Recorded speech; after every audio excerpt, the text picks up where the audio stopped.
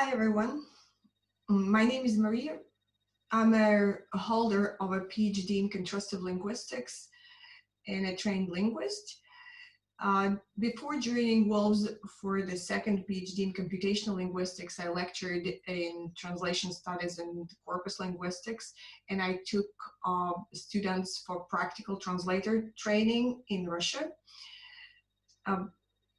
As of now, I do not have any permanent teaching responsibilities, but I am invited to give talks in corpus linguistics, and I conduct practical sessions within other disciplines like special seminar, and I also supervise master theses.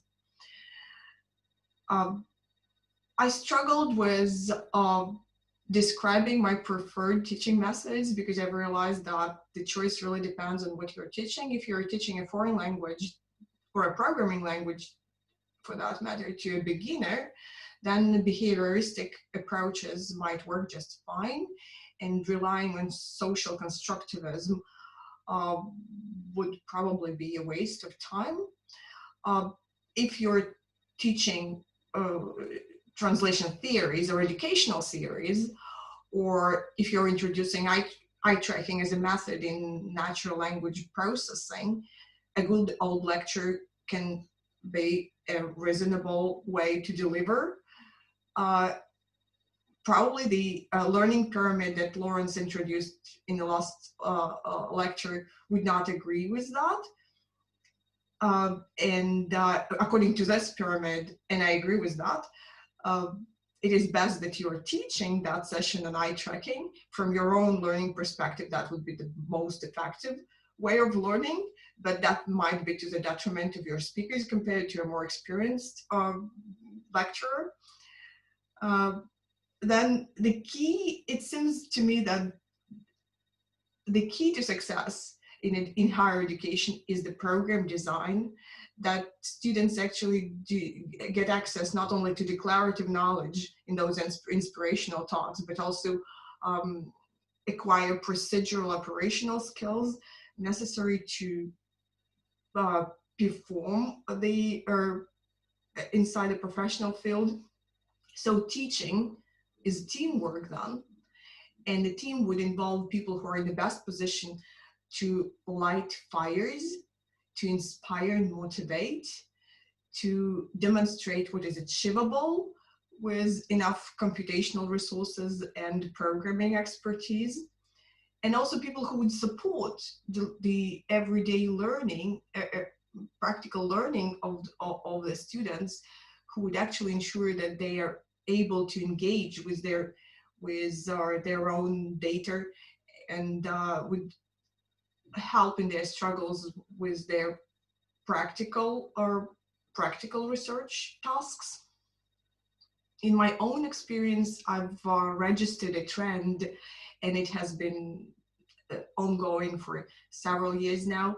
The trend to prefer, if I have a choice, to prefer practical sessions to explaining theories. I do not underestimate the value of the theoretical education. As a student, I would prefer to hear more on educational theories rather than being shown a formidable list of references to thick books at the end of the slides. But in the field that I'm in seems to rely more heavily on the practical skills. In empirical translation studies and computational linguistics, having no practical programming skills can be very limiting. And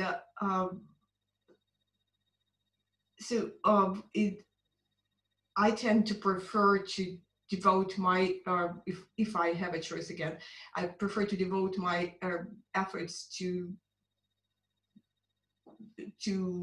providing these skills to students. In this sort of training, you would usually have well-defined outcomes that are comparatively easy to demonstrate. but you might want to focus on our statistical and computational concepts that underpin this sort of training.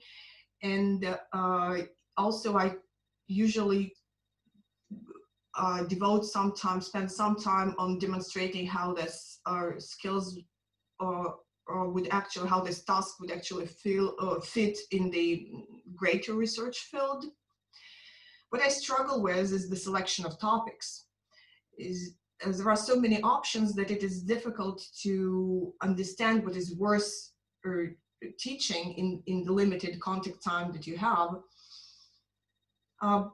The answer that here is that you select topics that are transferable to similar tasks that our students can adapt to a greater variety of practical applications, and this is one consideration. Then a common criticism that I hear, and that has to do with the purpose of higher education, is that this sort of training is actually all available online. If you need the practical skills, go self-teach them. Enroll in an online course and learn everything that you need. But then what's the value? What is the value of a university program then? It cannot boil down to just formulating the qualification standards, testing on the standards, and awarding qualifications. There should be some actual real teaching going on in the university. That's what I believe in. And I see my professional mission as ensuring that the students get the best value for their time, or in this country, for the money too. Thanks. That would be all for me.